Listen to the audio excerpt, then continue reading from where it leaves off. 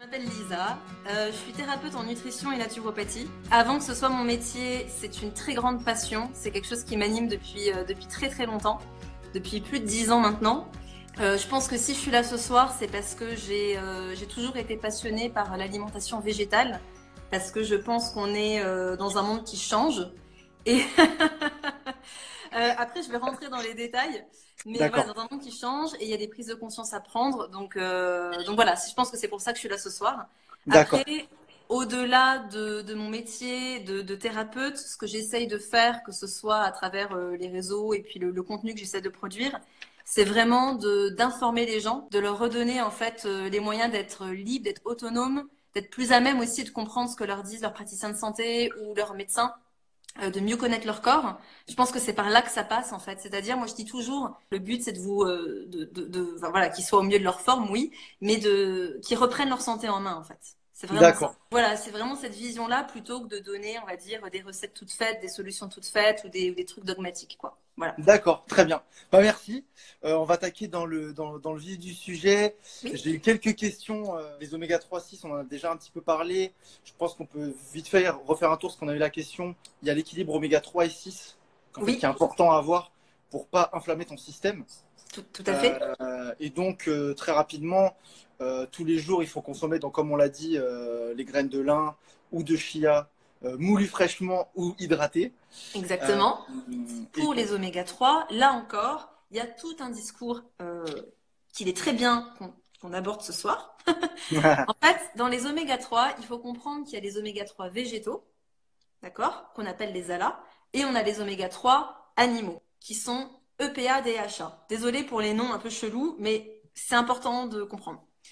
Les ALA, le corps est capable de les transformer en EPA et DHA si il a suffisamment de certains nutriments, et notamment d'une certaine enzyme, qui a un nom à couper au couteau, ça s'appelle la delta-6 désaturase. Bon, voilà, on va l'appeler l'enzyme delta, comme ça c'est un peu plus simple. D'accord. Mais cette enzyme, pour qu'elle puisse prendre nos oméga 3, donc déjà il faut consommer des oméga 3 végétaux, de 1.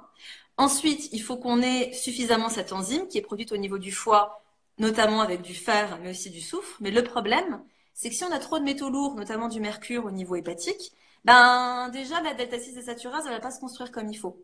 Et en plus, il lui faut aussi suffisamment de B12 pour être, on va dire, efficace. Tu vois. Donc, s'il y a des carences en fer, s'il y a des métaux lourds, s'il n'y a pas suffisamment de B12, la B12, pour rappel, dès qu'on prend des antidépresseurs, il n'y a plus de B12. Parce qu'en fait, la B12, on a besoin d'un apport alimentaire, on a besoin d'un bon microbiote, parce qu'en fait, elle va devenir active grâce au microbiote qui se trouve au niveau à l'entrée du côlon. On va avoir besoin d'un bon estomac en bonne santé, qui va produire un facteur intrinsèque pour avoir une bonne B12. Et tout ça, en fait, c'est des réactions en chaîne. Et le Mm. souci, c'est que si un végétalien n'a pas cette petite enzyme delta, n'a pas suffisamment de B12, n'a pas suffisamment de fer, il peut consommer tous les oméga 3 qu'il veut, il va pas les convertir en EPA, DHA. Et c'est très important d'avoir de l'EPA et du DHA. Pourquoi? Parce que l'EPA va surtout agir sur tous les phénomènes inflammatoires. Donc, si on fait beaucoup de sport, si on est stressé, si on Mm, mange mm, pas mm. très bien, Exact. bref, voilà, donc c'est important. Et la DHA va surtout être bénéfique pour la santé cérébrale, pour la Exact. rétine aussi, etc. C'est pour ça que souvent les personnes âgées, on les complémente en DHA, parce qu'après elles peuvent avoir des problèmes de mémoire. Et pour les sportifs, on va beaucoup privilégier les EPA. J'ai fait Donc, un post aujourd'hui sur le sujet, justement.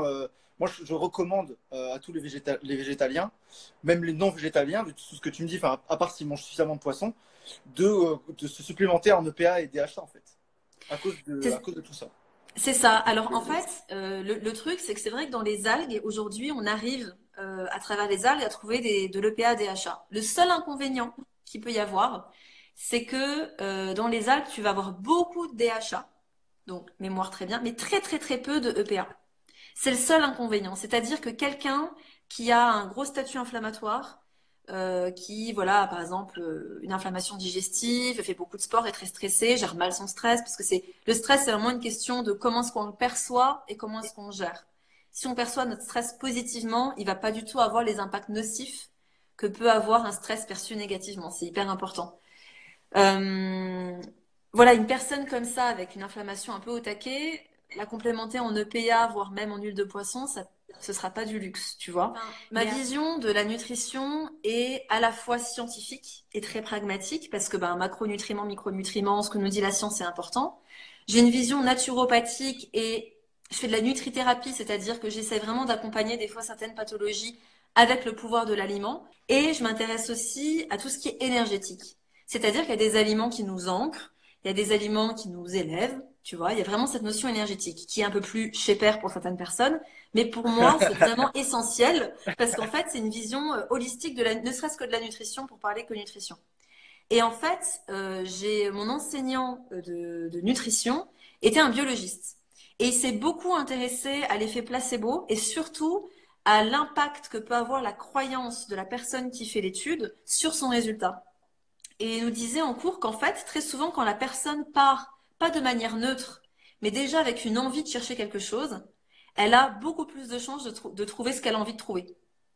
C'est-à-dire que nos croyances impactent Les notre résultats, réalité, en fait, tu vois. Mais la médecine quantique explique très bien ça aussi. Et bien c'est des sûr. choses qu'on maîtrise très très peu. On est tout de suite catégorisé dans le côté ah ouais, non mais c'est non, il y a quelque chose Qu'est-ce que derrière tu as ça. fait? Et je pense qu'on est qu'aux prémices en fait de ces recherches. Et un exemple tout bête, c'est Kelly McConigal qui a fait un TED Talk sur ça. Elle explique très bien aussi que la croyance que l'on porte sur notre stress, j'en parlais tout à l'heure, va impacter de manière positive ou négative notre corps. C'est-à-dire que le stress est le même, mais la façon qu'on a de vivre ce stress va impacter de manière différente, ou il va servir notre santé, ou il va contracter nos vaisseaux sanguins et nous rendre voilà, malades. Pour cette histoire de cholestérol, en fait, si on est très stressé, si on fait énormément de sport de manière excessive, pour ne prendre que ces exemples-là, on va avoir besoin d'énormément d'antioxydants. Si l'alimentation n'est pas assez riche en fruits et légumes très colorés, en myrtilles, en fruits rouges, le café peut apporter des antioxydants, bref, curcuma, etc. Le corps va se dire, ok, moi j'ai pas d'antioxydants, je suis en train de rouiller de l'intérieur parce que le stress oxydatif me fait rouiller de l'intérieur, je vais créer du cholestérol pour me protéger. Et en fait, si on apporte du cholestérol alimentaire de bonne qualité, et j'insiste sur le bonne qualité, ça va au contraire avoir des effets protecteurs. C'est pour ça que l'œuf industriel, riche en oméga 6, de poules d'élevage, etc., ça va être une catastrophe parce qu'on va avoir une bombe d'oméga 6. Maintenant, force est de constater qu'il y a des études qui nous prouvent, et je sais qu'il y a deux courants, je comprends ton Non, désarroi, mais parce que je sais qu'il y a deux courants, c'est que il y a des études qui nous prouvent que en consommant des œufs de poules nourris aux graines de lin, donc plus riches en oméga 3, on va avoir un effet protecteur par rapport à nos niveaux de cholestérol. bien sûr. Tu vois? Et j'en profite pour dire que les études scientifiques, c'est bien, mais ça fait pas tout. Pourquoi? C'est-à-dire que quelqu'un qui fait une recherche, notamment, ça c'est surtout les industriels de pharmaceutiques, l'industrie pharmaceutique qui fait ça. Si, par exemple, sur 100 personnes, ils ont 80% de résultats négatifs, ils vont jeter ces études à la poubelle. Et ils vont garder que celles qui leur arrangent, qui les arrangent, pour dire, eh, vous avez vu, notre produit marche super bien. J'ai posté sur ma page Facebook d'ailleurs l'analyse d'un médecin qui est devenu chercheur et qui dénonce vraiment ça. Et je trouve ça hyper intéressant. Et selon moi, c'est le plus gros problème qu'on a aujourd'hui dans la médecine et dans la science. C'est vraiment dramatique. Et c'est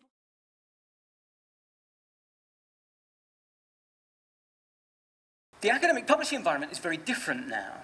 There are academic journals like Trials, the Open Access Journal, which will publish any trial conducted in humans, regardless of whether it has a positive or a negative result. But this problem of negative results that go missing in action is still very prevalent. In fact, it's so prevalent that it cuts to the core of evidence-based medicine. So this is a drug called reboxetine, and this is a drug that I myself have prescribed. It's an antidepressant. And I'm a very nerdy doctor, so I read all of the studies that I could on this drug. I read the one study that was published that showed that reboxetine was better than placebo, and I read the other 3 studies that were published that showed that reboxetine was just as good as any other antidepressant. And because this patient hadn't done well on those other antidepressants, I thought, well, reboxetine's just as good. It's one to try. But it turned out that I was misled. In fact, 7 trials were conducted comparing reboxetine against a dummy placebo sugar pill. One of them was positive, and that was published, but 6 of them were negative, and they were left unpublished.